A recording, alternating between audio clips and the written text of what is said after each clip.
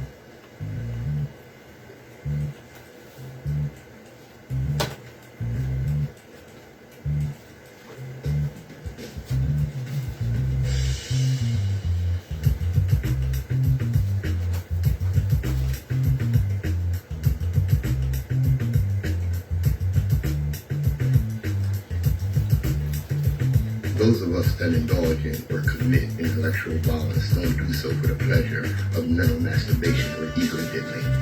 We do so because the chains of oppression on our people's minds are deep and difficult to remove.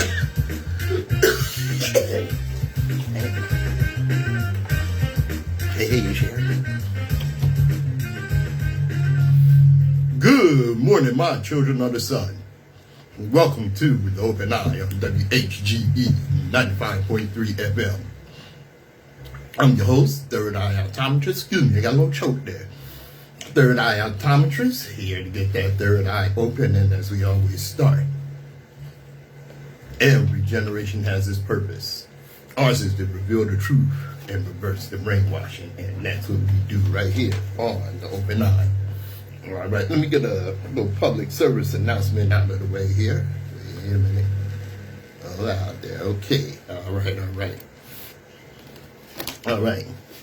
Coming up next week, the August Quarterly Festival. Yes, D, right here in Wilmington, Delaware, at the Tubman Garrett Riverfront Park. Our Soul, Our Story.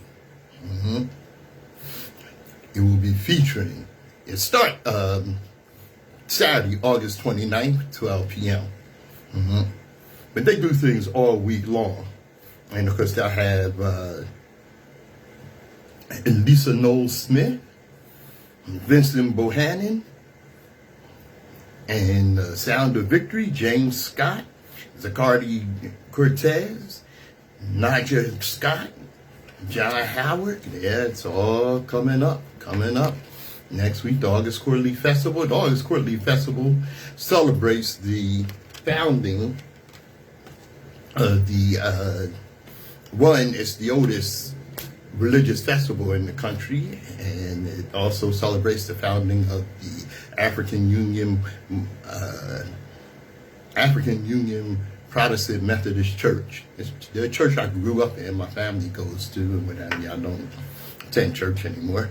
But at any rate, this celebration is coming up. My older sister is a big part of the August Quarterly Festival. And of course, because that's her history. You know, our mother was chairman of the August Quarterly Committee for 25 years. My cousin Val is my mother's first cousin and goddaughter. She was the head of August Quarterly for 20 years, and my sister is carrying on the family tradition with that. All right, August Quarterly coming up. All right, today we open the eye once again, not out of habit, but out of necessity. Because every morning in this country, a new story arrives dressed as a headline, but underneath it's a pattern, a motive, a consequence. And if you're not paying attention, you'll mistake movement for progress, noise for truth, and performance for power. The Open Eye exists for one reason: to strip away the fog. Okay? I call myself the Third Eye Optometrist. And I'm performing laser surgery on them cataracts on that third eye. We're living in a moment where institutions are wobbling, narratives are shifting, and people are being told to accept confusion as normal. But confusion is never neutral. Confusion is a tool. Confusion is a strategy. Confusion is how power keeps itself comfortable. So today we're going to slow the world down. We look directly at what's happening, not the sanitized version, not the convenient version, but the real version. We examine the forces shaping our communities, our politics, our culture, and our future. And we do it with one thing. And we do it with the one thing the moment fears most: clarity. This is the open eye, and clarity is our inheritance. All right. Let me get my disclaimer out the way, and we'll keep on moving. All right. The views and opinions expressed on Open Eye are those of the hosts, guests, and contributors, and do not reflect the policy or position of WHGE 95.3 FM, nor our sponsor, the Delaware Center for Homeless Vets. Any content provided by Open Eye's hosts, guests, or contributors are theirs and are not intended to malign any religion, ethnic group, company, or individual.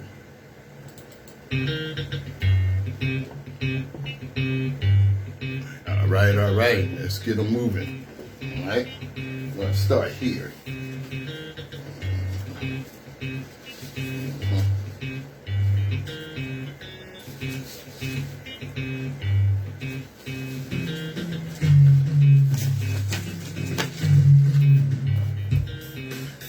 All right. WHGE 95.3 FM. This is the Open Eye. Let's talk about manufactured chaos. Let's be clear about something. Chaos doesn't just happen. Chaos can be engineered. Chaos can be weaponized. Chaos can be manufactured by a leader who has nothing else to offer. And history, real history, not the spin, not the slogan, would see that this era was defined by a president who manufactured chaos because he had nothing good to offer. No vision, no ideals, no plan. Just tearing down what others built and blaming everyone else for his own shortcomings. Yeah, something I saw. Who was it? It was a comedian. I can't remember his name. I don't think it was DL. But he was saying, you know, Trump is doing all the hood crap they try to blame on Obama. Yeah, a fight in the front yard, right? Yeah, tearing up the White House to build a dance floor. Just all kind of crap. And I said, just tearing down what others built. It's not leadership. It's called sabotage, and it's dressed up as strength, and it's not. Across the country, you can feel the exhaustion and system strain, institutions wobbling, communities dealing with crisis after crisis, while Washington performs dysfunction like it's a talent show. And every time something breaks, every time something fails, every time something goes wrong, the response isn't responsibility. It's deflection. It's finger pointing. It's grievance. Ain't nothing but theater. Because when you have no vision, chaos becomes your only tool. And when you have no ideals, destruction becomes your only strategy. When you can't build, you tear down. Yeah. And when you can't lead, you distract. And here's the part future generations will study. The part they'll teach in classrooms long after this moment has passed. Generations will be taught he was nothing but a pathetic con man and a failure. Not because of ideology, because of the record. Not because of partisanship, because of the outcomes. Not because of what people felt, but because of what actually happened.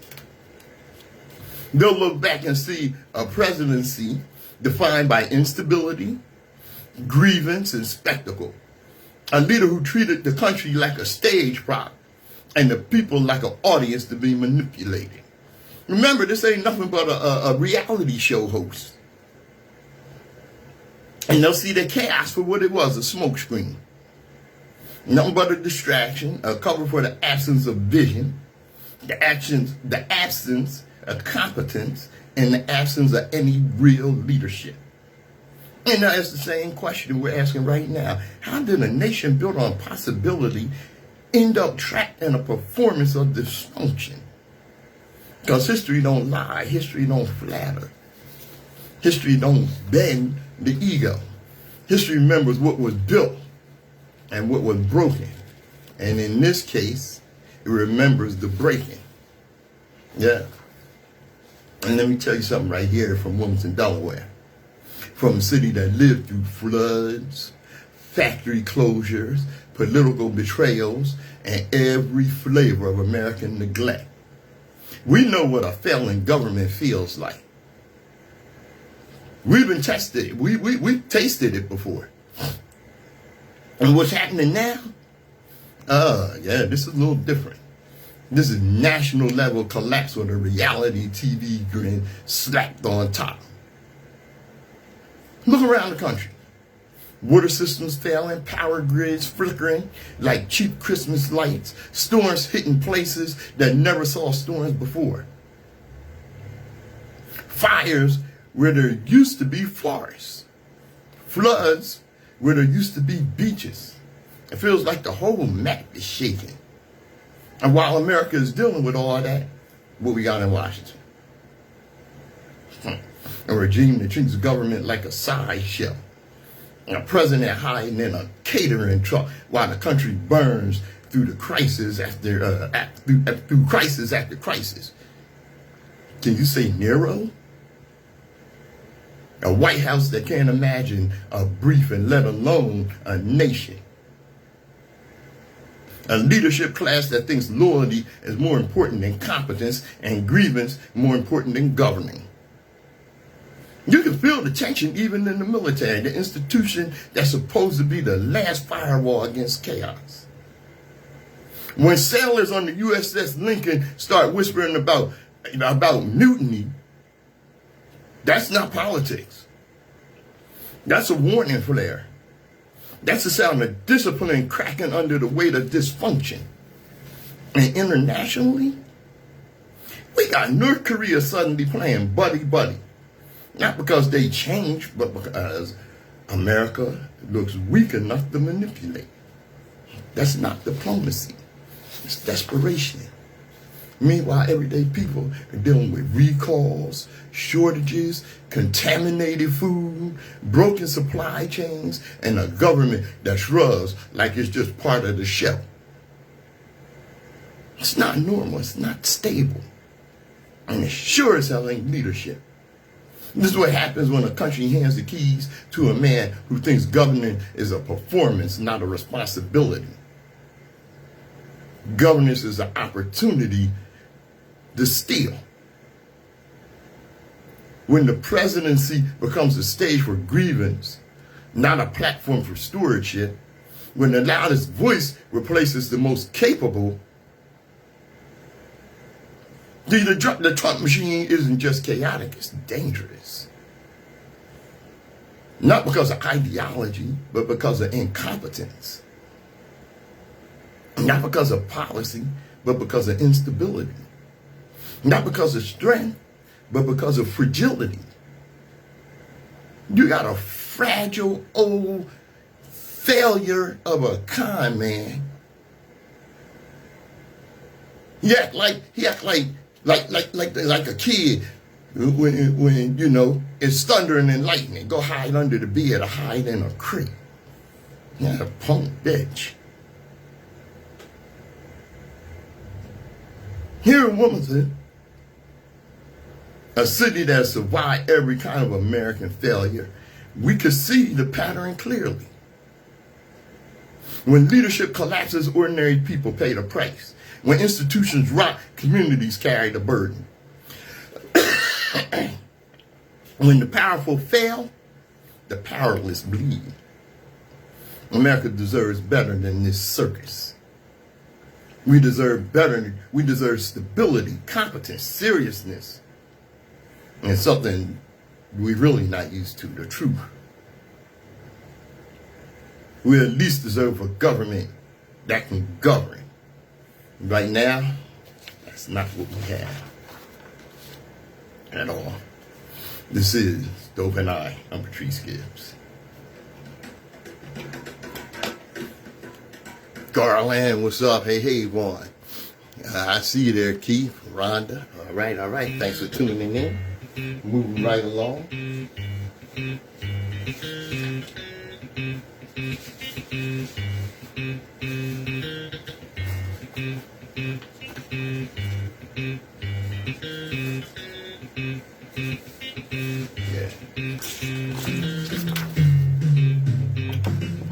WHGE 95.3 FM. Yeah.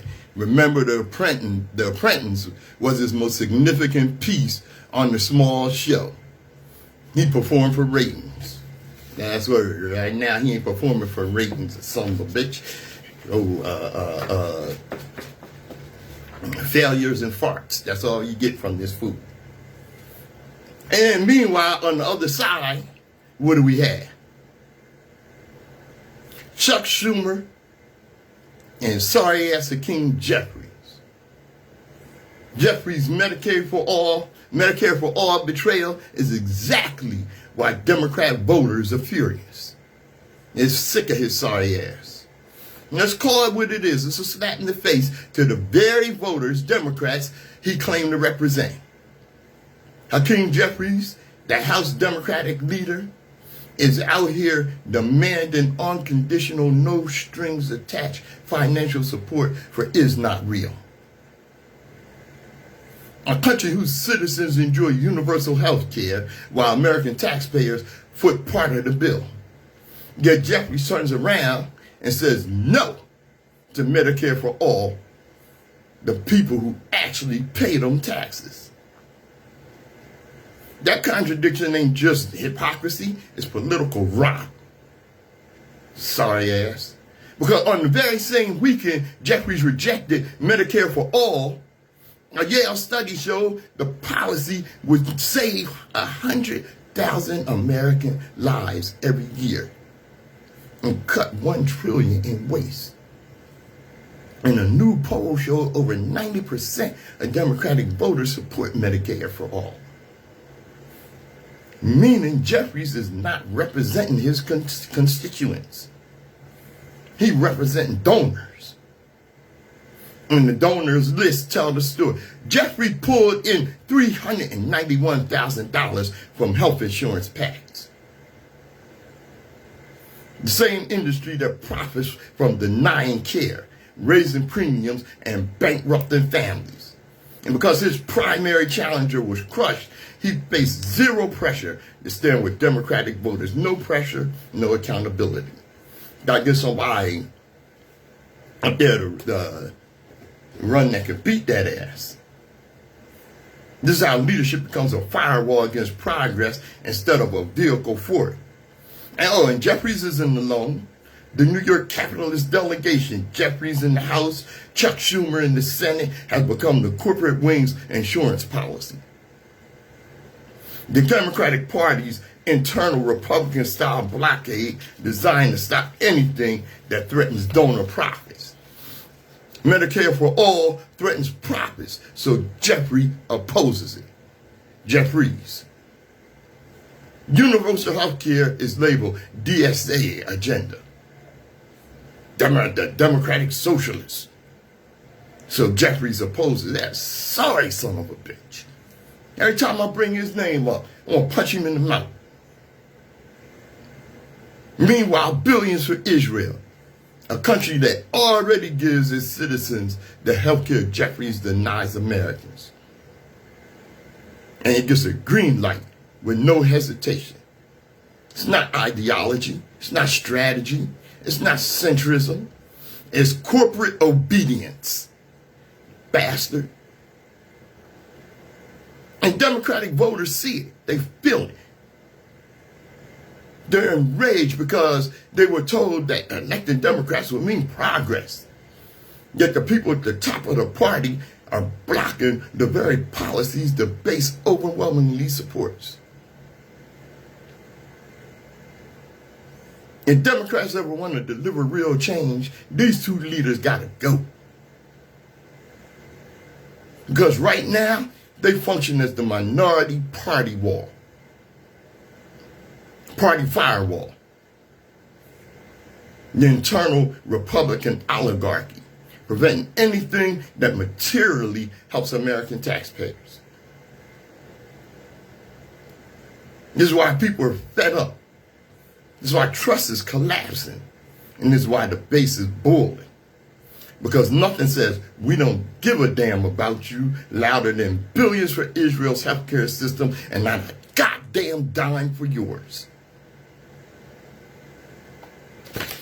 Damn. This is the open eye.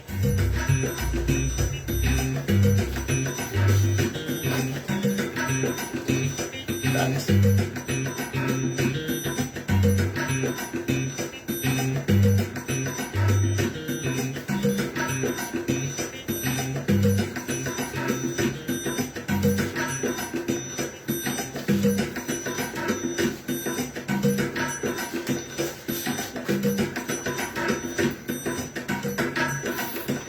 WHGE 95.3 FM. This is the Open Eye.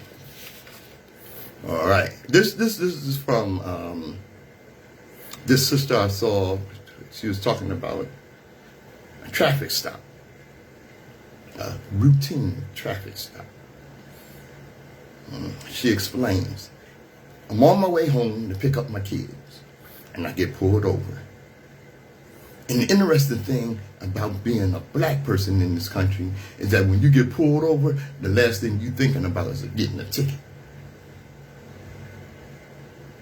The cop pulls me over, and he comes in pretty hot. I'm not going to lie. And he says he pulled me over for not having a front license plate. We haven't had a front license plate on that car for 5 years. So I was like, oh, yeah, we need to get that done. Sorry. He goes, where you coming from? Here's my response to that, just everyday people. Where you coming from? Like, your goddamn business where I'm coming from. But she responded, I'm coming from the NAACP Pimp Image Award nominee lunch. Oh. And then he says, license and registration. I said, okay, and I get it and give it to him. Are you still at this address? No. Where you live now? It's not too far from here, literally like 3 blocks away, or 3 exits away. Why haven't you changed it? I said, honestly, I just haven't had a chance to go to DMV. 2 kids, 5 and under, working full time. It's hard to find time, but I'll get that done. The cop said, when did you move into the house? Oh, about a few years ago. Okay, whose car is this? It's mine. Me and my husband share the car. It's ours. Okay. And then he leaves. He comes back. He leaves for a little bit. I'm like, okay. My husband's home. Just let me keep him posted. And the cop comes back. Have you been drinking? I'm going to test you. He says, I'm not going to make you get out the car, but I'm going to test you. And the lady responds, the sister responds, okay, I don't drink though. He tests me, I pass. He goes, okay, well, I smell some alcohol. And she says, all I have here is a aroma latte. He leaves, comes back. So Jonathan is your husband? Yes, 15 years. And he leaves again, comes back. By this point, it's been almost 20 minutes. Then he goes, well, okay, I'm just going to give you a fix-it ticket. I said, okay, thank you. And he's like, all right, have a good day. And she went on to say, the thing I want people to realize is that had I not been courteous, he was looking for a reason. He was absolutely looking for a reason. See, white people only have to worry about getting a ticket. I was worried about getting home to see my kids again, because he was looking for a reason. And that's how it feels to be black in this country. Let me tell you something. There's no such thing as a routine traffic stop for black people in America. That's not hyperbole. That's not exaggeration. It isn't a metaphor. It's our lived reality. It's the quiet terror that sits in the back of the throat every time the blue lights flare in the rearview mirror. It's the way your pulse spikes before the officer even steps out the car. It's the way your mind immediately jumps past the ticket, past the inconvenience, straight to survival. For black people, a traffic stop is never just a traffic stop. It's an evaluation, a judgment. It's a search for a pretext. A moment where your life hangs in the balance of someone else's suspicion, someone else's mood, someone else's bias. White Americans talk about traffic stops as annoyances, a fine, a lecture, maybe a warning. Black Americans talk about them as encounters, as incidents, as stories we survived because we know the names of the people who didn't. A routine traffic stop becomes a sobriety test, even when you don't drink. A routine stop becomes a residency interrogation. Where you live, where you been. A routine traffic stop becomes a fishing expedition for anything that can justify escalation. A routine stop becomes 20 minutes of wondering whether your children will see you again. And the cruelest part is how normal this has become.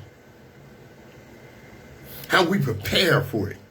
How we rehearse politeness like it's armor. How we teach our children to shrink themselves, to speak softly, to keep their hands visible, to narrate their movements. Not because it guarantees safety, but because it slightly increases the odds that you're going to survive. There's no such thing as a routine traffic stop for black people in America because the country has never treated black existence as routine. It has treated it as suspicious, threatening, conditional. And that suspicion follows us into our cars, onto our streets, and at every interaction with law enforcement. When a black person says, I was afraid I wouldn't make it home, that is not drama. That's not exaggeration. That is the truth of living in a nation where compliance doesn't guarantee safety, innocence doesn't guarantee protection, and courtesy becomes a survival tactic. Until America confronts that reality, not denies it, not deflects it, not excuses it, the phrase routine traffic stop will remain a privilege reserved for white people. For us, it means something else entirely. This is The Open Eye. Hey, Steve, I see you. All right.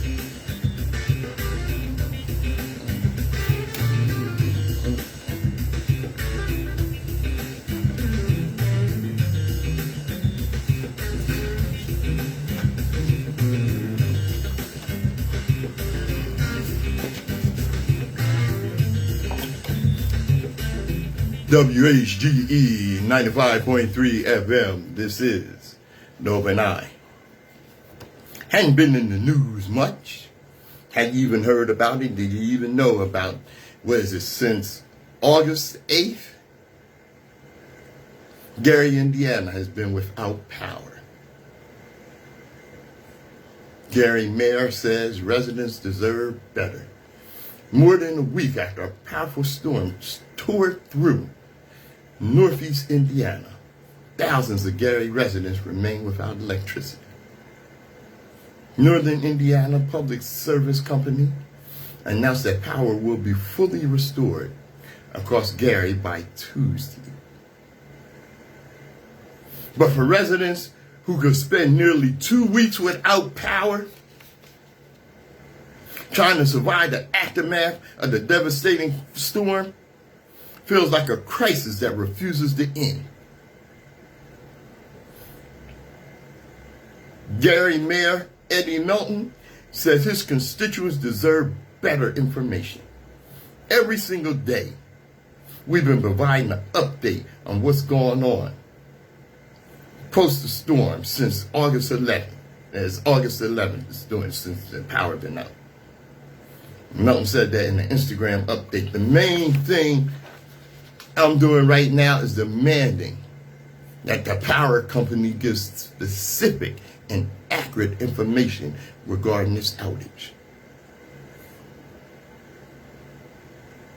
Arguing that earlier restoration information was inadequate. Now, city workers, police, volunteers, general services,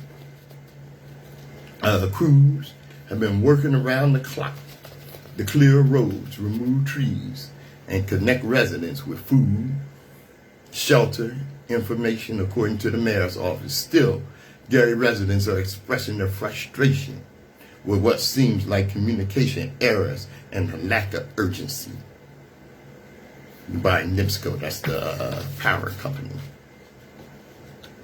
When you see senior citizens that's calling, asking for assistance, makes you remember something. Remember how Hurricane Katrina devastated the Gulf Coast, killing hundreds and displacing thousands of people? To date, 7 people in Gary have been confirmed dead due to the storm and blackout, according to officials. 7 people confirmed. A city in the dark. Gary living through one of those moments that reveal the truth about America's infrastructure, its inequities, and its priorities.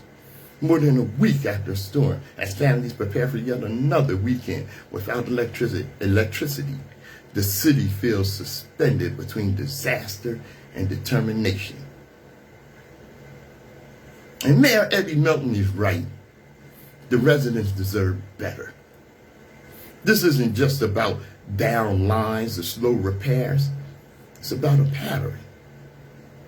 A familiar one in black cities across the country where environmental neglect, corporate sluggishness, and systematic divestment converge into crisis. Gary is 75% black. A community that has carried the weight of industrial pollution, redlining, and economic abandonment for generations. When the lights go out here, history flickers in the darkness. NIPSCO's promise to restore power by Tuesday, August 25th may sound reassuring on paper. But for residents who have already endured nearly 2 weeks without electricity, refrigeration, air conditioning, medical devices, or safe nighttime mobility, the timeline feels like a verdict, a reminder that their suffering is negotiable. Mayor Melton's frustration is not performative, it's rooted in the lived reality of his constituents. His demand for specific and accurate information is the bare minimum any community deserves. Yet Gary has been forced to rely on his own grit. City workers clearing roads, volunteers distributing food and clothing, neighbors checking on elders, parents guiding children through pitch black streets in search of a meal. When Melton says the situation feels like Katrina at night, he's naming a truth many are afraid to articulate. Not because Gary is New Orleans, but because the pattern is the same. Slow responses, poor communication, vulnerable black residents left to fend for themselves. A disaster amplified by neglect. 7 people dead. Thousands displaced or in danger. Homes flooded. Trees collapsed. Food spoiled. Medical needs unmet. And still, the city pushes forward. Gary's resilience is not accidental. It's cultural. It's historical. It's the same spirit that built black excellence in a place long overshadowed by steel mills and smokestacks. The same spirit that refuses to let environmental injustice define the future. Milton's guidance to document losses, save receipts, and contact insurers is practical, but it also underscores a deeper truth. Gary residents must prepare to prove their suffering. They must gather evidence of what they endured because systems rarely believe black communities without documentation. Ain't that a bitch? Yet even in the dark, Gary is not defeated. The YWCA, community partners, volunteers, and the city officials are stitching together a safety net where institutional support has frayed. And Melton's reminder that crime is at a 60-year low is not a brag, it's a declaration that progress is real and it will not be erased by a storm, a blackout, or neglect.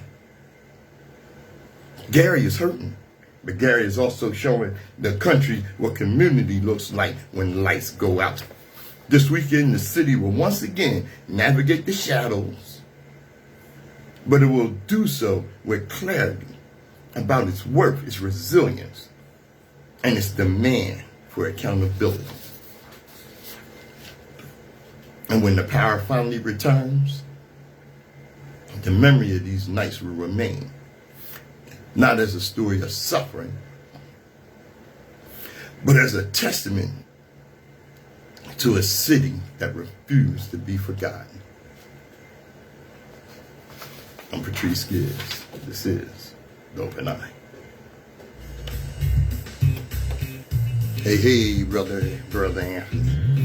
Brother Mishbar, what's up? All right.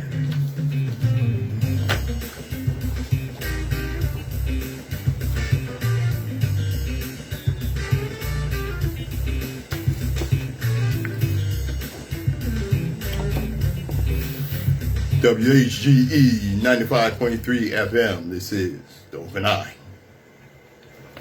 Well. What you saying here? Brother Reverend Slaughter, Brother Anthony Ray Slaughter.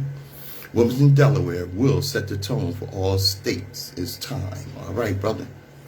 When we the people put a new power structure in position, there will be greater peace on the street. Reform in the areas forgotten, which builds the total esteem of the community. And that's from Brother Anthony. All right. Oh, what was that? Are we with you? Yeah, we're still here. I don't know. Hope we all right. Moving right along. 14 individuals. You see something? Hold on, y'all. Yeah, it's still there, okay. 14 individuals, including 13 current or former Pennsylvania State University students, have been charged in connection with a large-scale cocaine trafficking operation. The drug ring primarily operated out of two prominent fraternity houses. According to Pennsylvania Attorney General's office, the highly profitable enterprise ran through the Delta Upsilon and Sigma Chi fraternity houses between 2023 and 2024. The ringleaders, former students Agostino Abatiello and Thomas Robinson, both 24, are alleged to be the main suppliers. They routinely traveled to New York and Philadelphia to purchase large quantities of cocaine to bring back to State College. Notice how they said that? State College. I'm reading this from a report. Penn State College. The group primarily distributed cocaine to other Penn State students utilizing digital payment apps like Venmo and Cash App, as well as Snapchat, to coordinate sales. Dealing cocaine in the digital age. And here's something crazy. The pledge indoctrination. Prosecutors revealed a disturbing hazing aspect, noting that cutting and packaging the cocaine in the half-gram bags served as a form of indoctrination ritual for incoming fraternity pledges. How you like that? You pledging Delta Upsilon or Sigma Chi? You gotta know how to deal cocaine, y'all. Yeah. Oh yeah, the first arrest was Thomas Jefferson. He was arrested in late 2024 after selling cocaine to a confidential police informant out of the Delta Upsilon house. Following his arrest, he immediately began cooperating with authorities. They ain't gangster. He told right on that. Yeah, he told right on that ass. Yep. The father's involvement. One of their fathers helped facilitate this. Paul Robinson, managing partner of a Pittsburgh law firm, and the father of Thomas Robinson, was the only non-student charged. He faces felony charges for tampering with evidence and obstruction after allegedly hiding a safe containing drugs and cash, and did to shield his son. Some people might say, well, you don't really believe me. Yeah. University officials expressed horror over the allegation. Penn State has placed the Delta Upsilon chapter under interim suspension. The Sigma Chi chapter was already operating outside university oversight and has been, okay, let me tell you something. If this organized cocaine trafficking ring had happened at an HBCU, the school's name would have been plastered across every news outlet, and people would have used it to judge every HBCU in America. But since it's Penn State, everybody suddenly understands that the actions of certain students don't represent the entire institution. Interesting. Yeah. See, when scandal touches black institutions, the narrative becomes cultural. When scandal touches white institutions, the narrative becomes individual. What would happen if this was an HBCU? Well, you don't gotta wonder, because history tells us exactly how it would play out. The school's name would be in every headline, not the individuals. Commentators would immediately generalize. This is what happens at HBCUs. Politicians would call for investigations, shutdowns, audits, and accountability. White pundits would use it as proof that black institutions are unsafe, unprofessional, and not academically serious.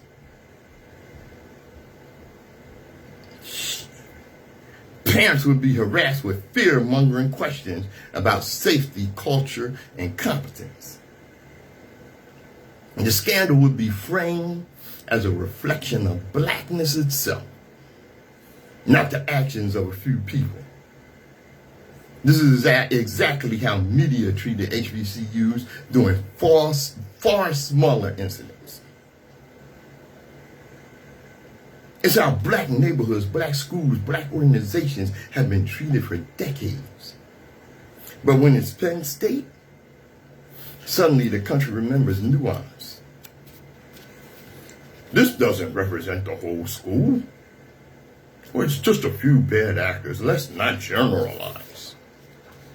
But the institution is still excellent. The institution is protected. The brand is protected. The whiteness of the institution is protected. The students become individuals again, not symbols of a racial group. And here's the uncomfortable truth. While white institutions are always granted the grace of individuality, black institutions are never granted the grace of complexity. You know what? This happened at a PWI, primarily white institution. Maybe black students are better off at an HBCU. The most you seem to be getting in trouble for at HBCU is whether you wore a bonnet and pajamas to class. Penn State. Mm-hmm. And it's not because HBCUs are perfect, but because HBCUs don't treat black students like intruders, suspects, or liabilities. And when something goes wrong, the entire institution isn't dragged through the mud as a proxy for anti-black narratives. I'll tell you the deeper point. This isn't about Penn State versus HBCUs. It's about how America interprets wrongdoing through a racial lens. White space, individual failure. Black space, institutional failure. Black people in white space, racial failure. That's the pattern. Hey, going to college? Check out Howard, Lincoln, or Cheney. You got them PWIs selling coke. This is the open eye. I'm Patrice Gibbs. Nose clear.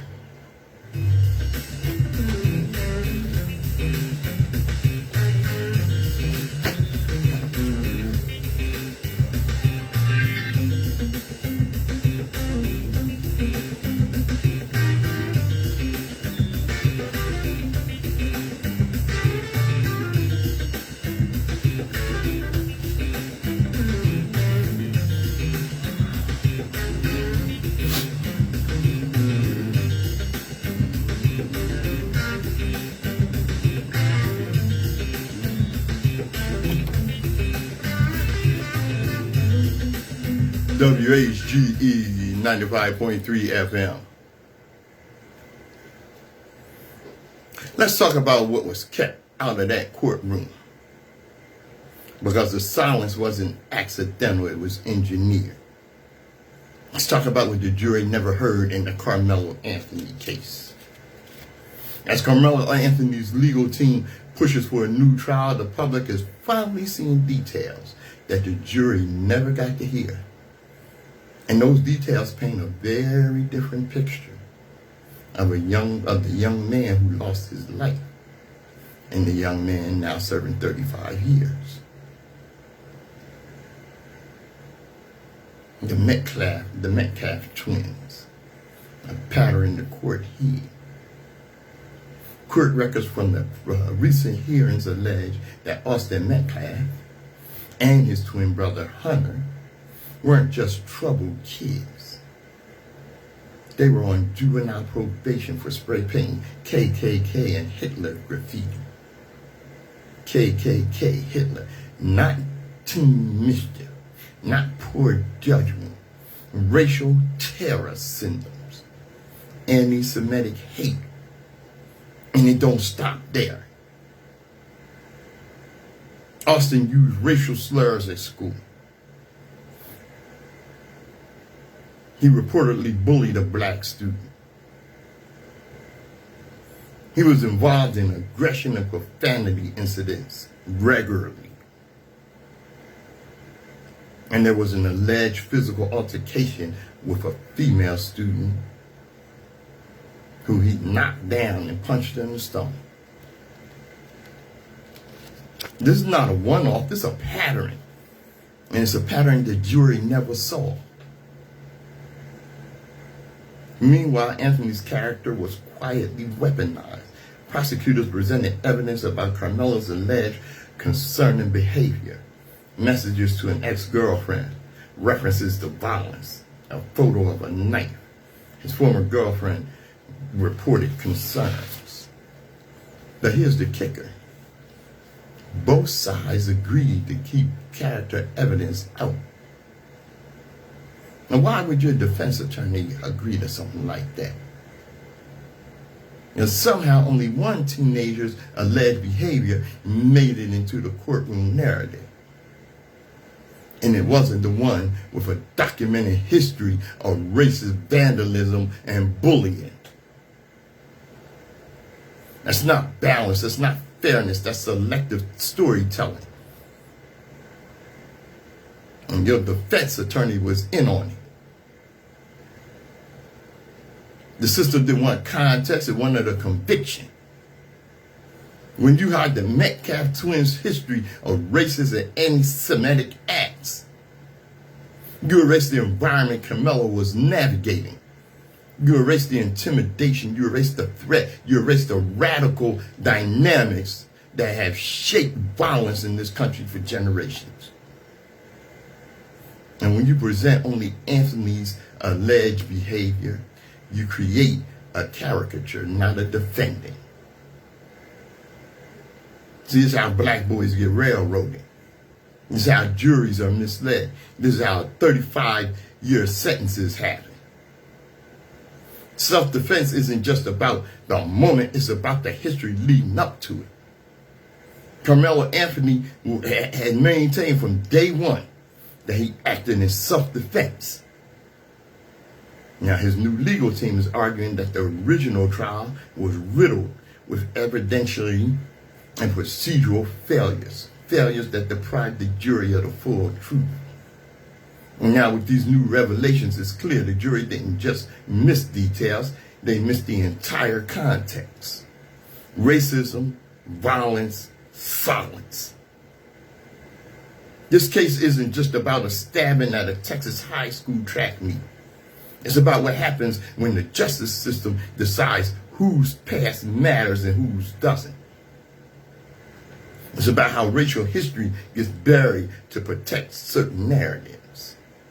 It's about how black youth are judged without the full story, while white youth are shielded from theirs. A new trial isn't just warranted, it's necessary. Because justice can exist when truth is selectively edited. And now that these details are out, the question isn't whether the jury should have heard them. The question is why they were hidden in the first place. I'm gonna catch myself. WHGE 95.3 FM, Dope and I.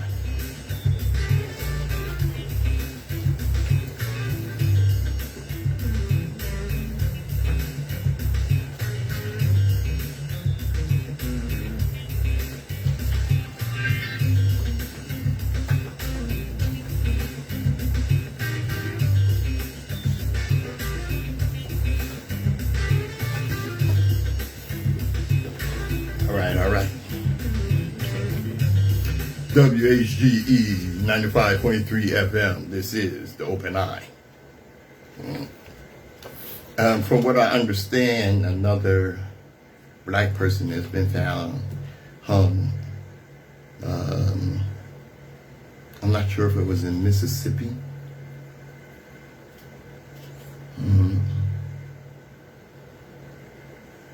If you don't understand what's going on, you don't realize what's happening here.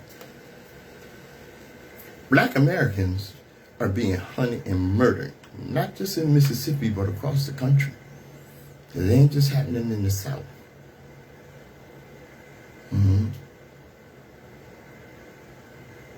The mainstream media is too busy letting the Trump administration dominate the news cycle with lies about the economy and downplaying the war, ignoring health outbreaks, and burying the upcoming health care cuts.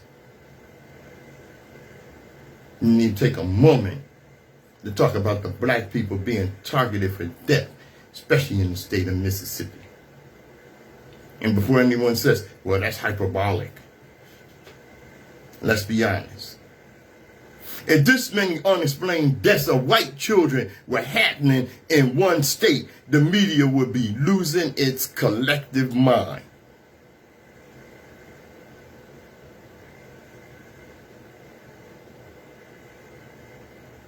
One white girl was killed by an undocumented immigrant, and the Republican Party ran an entire election on her name, then wrote an aggressive immigration bill in her honor.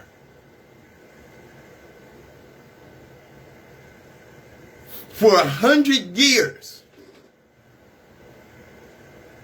100 years, black people asked, pleaded, demanded that the government outlaw lynching. It took 100 goddamn years. And what do we got going now? 2026, some 10, 12 black people across the country are found hung, hanging out of trees. Tassia, what's her last name? I forgot her last name. The young lady talked about a couple of weeks ago was hung so far up in the tree they had to get a fire engine with a ladder on the truck to get her down. She didn't climb up there herself.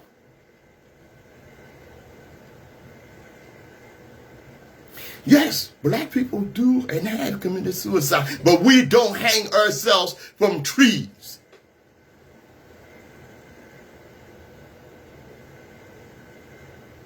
We don't lynch ourselves.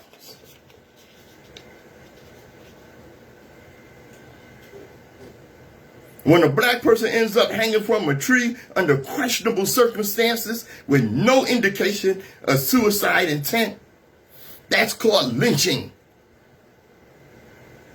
And when it happens in a state that refused to pass a standalone anti-lynching bill in 2026, didn't formally ratify the 13th Amendment until 1995, 130 years late, and didn't make it official until 2013 because of a clerical error. Mississippi has recorded more lynchings than any other U.S. state between 1882 and 1968, at least 581 documented racial terror killings.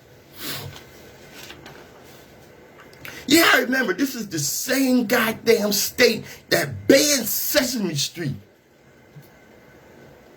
because they didn't want white and black children shown playing together. See, now you're seeing the pattern. It's a serious pattern. The white supremacists in charge of Mississippi be determined to keep generations of hate alive, and people are dying because of it.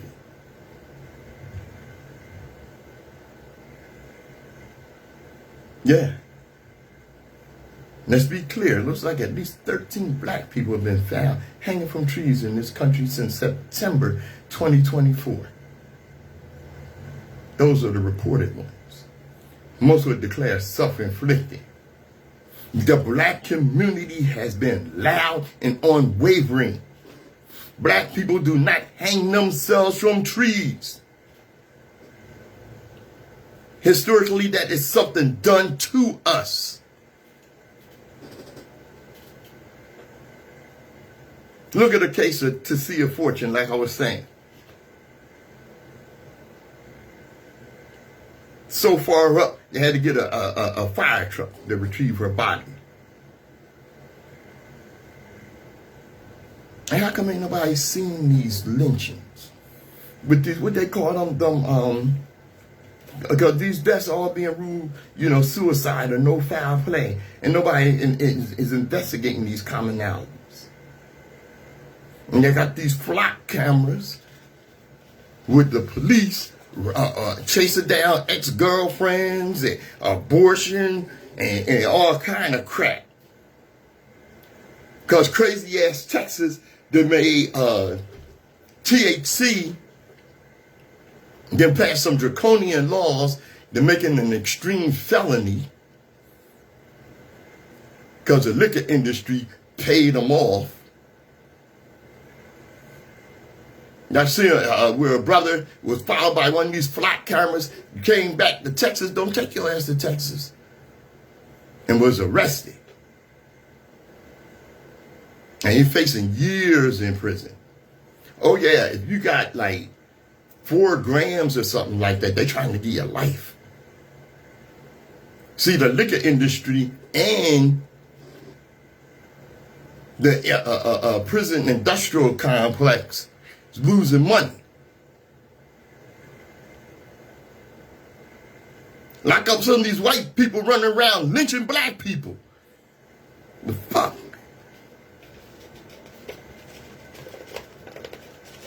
And truth is the foundation on which justice stands. Every person who ends up dead, regardless of creed, color, or religion, deserves the truth. Black people in Mississippi rarely get it, and none of us should accept that. There are people lynching black Americans. Okay? Yeah. And I tell you what, this gotta end. The time has come to stop turning a blind eye. The time has come for justice. This is Open Eye.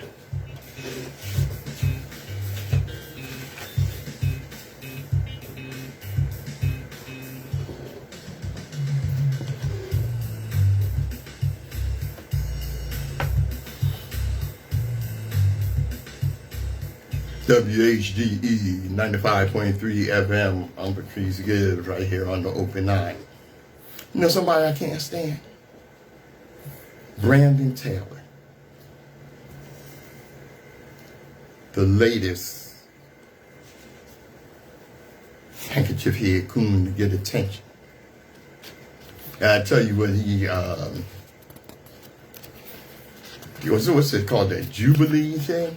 He was on there debating this young black girl about Tulsa, young black lady. Mm-hmm.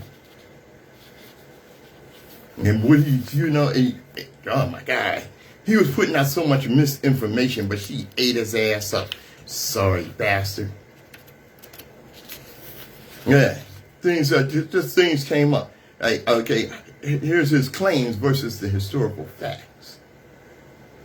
Question: what caused the Tulsa massacre? This sorry fool, Tatum, a black man did something inappropriate to a white woman, and that caused a conflict between black and white people. That's not what happened. What kind of low-life son of a bitch do you have to be to distort your own people's history in support of white supremacy?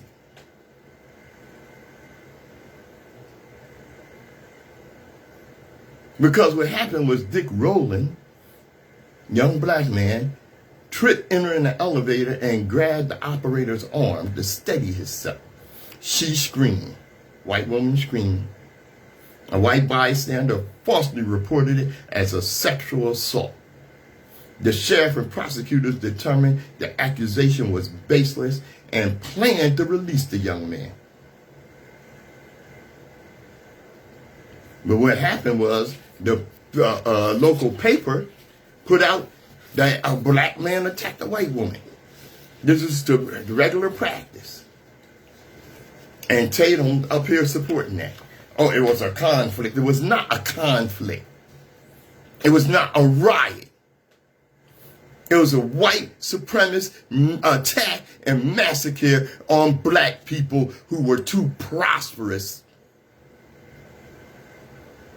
for the whites to tolerate.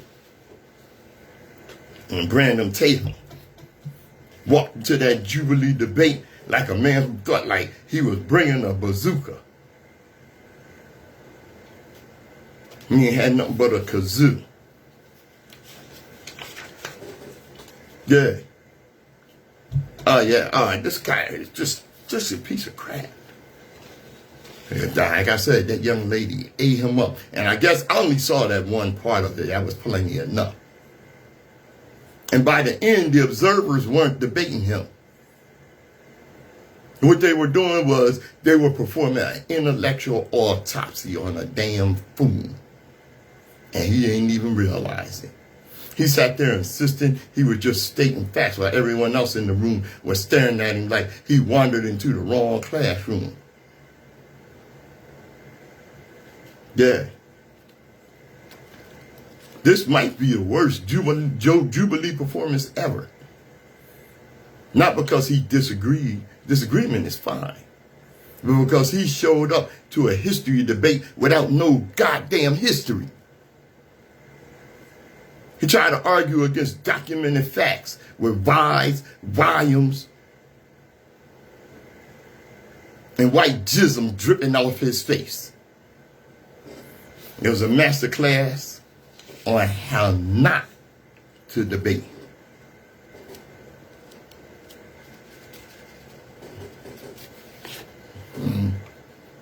Black Survival's Manifesto for America. This is not a season of confusion. This is not a moment of polite debate. This is a declaration of clarity for black people living in a nation that has never stopped wrestling with its own obsession, the containment, control, and erasure of black life. This manifesto is not a call to despair. It's a call to awareness, strategy, and collective power. It's a reminder that survival has always been our genius, and that clarity is our first weapon. The war against black existence is not new, it's evolving. White supremacist ideology has never been a relic. It's a living organism, mutating with each generation, adapting new technologies, new laws, and new cultural disguises. Its core mission remains unchanged: the preservation of a racial hierarchy built on black suffering. To pretend otherwise is to walk blindfolded through the battlefield.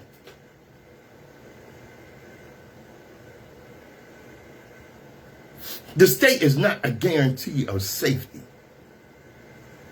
Black people have been told for centuries to trust systems that were never designed for our protection. From slave patrols to lynch mobs to modern disparities in policing, incarceration, and surveillance, the pattern is consistent. The machinery of the state often turns its back when black lives are threatened. And that's not cynicism, it's a historical record. All right? Emotion without strategy is a trap. Okay? Don't get my passion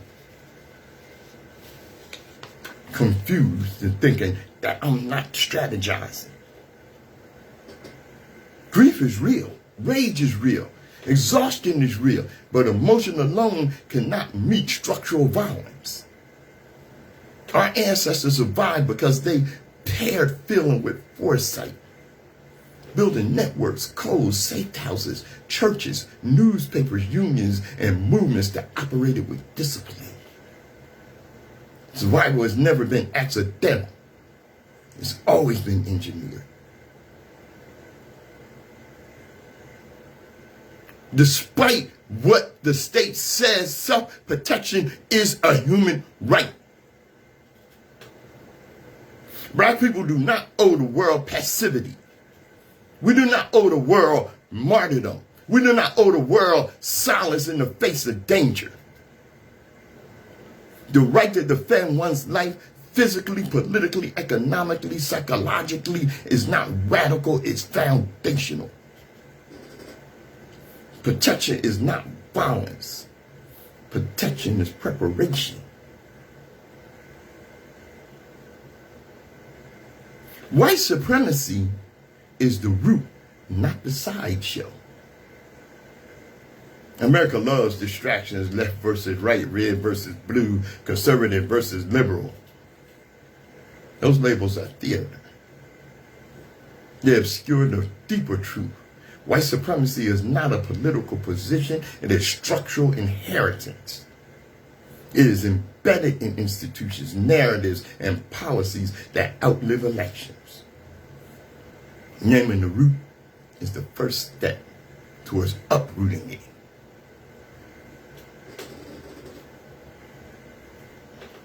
Anti-black violence is often treated as normal. It's not. The nation has grown comfortable with black vulnerability, comfortable with disproportionate death, comfortable with economic dispossession, comfortable with environmental sacrifice zones, comfortable with the slow bleed of black communities. This comfort is the true danger because it signals permission.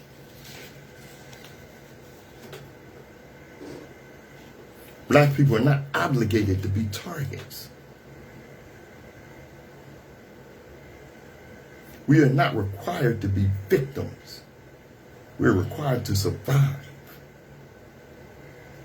We reject the mythology that black people must be endlessly forgiving, endlessly patient, endlessly peaceful in the face of harm. We reject expectation that we must turn the other cheek while the nation sharpens its knives.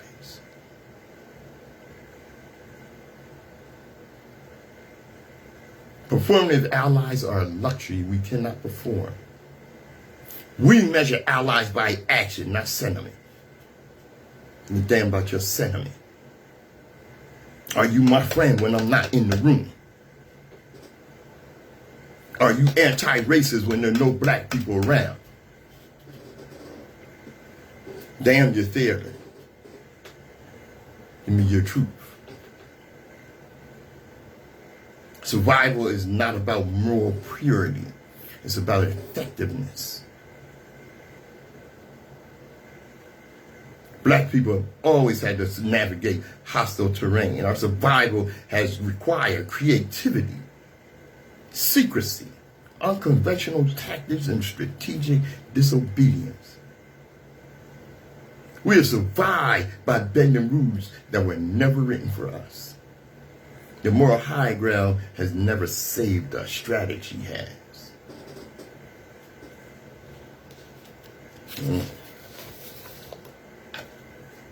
This is not a protest. This is a long war for existence. How many times I told you that? We're not in a moment of symbolic resistance. We're in a century-long struggle for safety, dignity, autonomy, and our future. You cannot meet structural violence with hashtags. You cannot meet organized hatred with naive optimism. And you cannot meet a coordinated threat with an uncoordinated hope. It's not a call to violence. It's a call to awareness, organization, collective protection, and strategic power.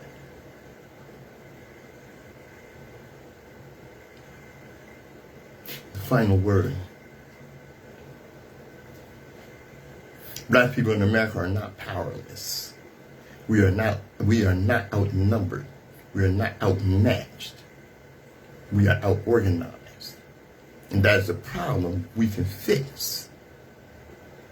Our ancestors built nations within a nation. They built networks that stretched from Wilmington to Harlem to Chicago to Birmingham. They built survival systems that carried us through eras far darker than this one.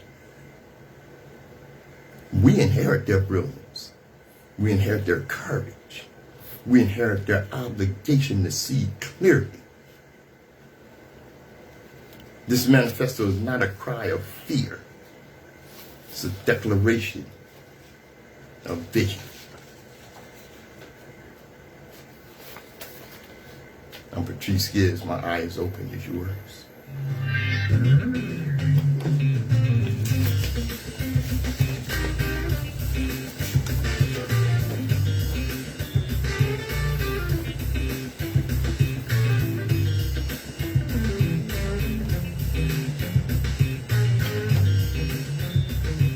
WHGE 95.3 FM. This is the Open Eye. As we close today's Open Eye, remember, seeing clearly is not the end of the work. It's the beginning of responsibility. Once you understand the forces at play, you can no longer pretend you're a spectator. You're implicated. You're involved. You're necessary. The world will always try to pull you back into comfort, back into scrolling, back into silence, back into the soft blur where nothing feels urgent and everything feels distant. But clarity disrupts that. Clarity demands that you stay awake to the stakes, awake to the patterns, awake to the truth that your awareness is part of the resistance. So carry today's insight with you. Let it sharpen your conversations, steady your decisions, and strengthen your sense of what's real. And when the world tries to dim your vision, widen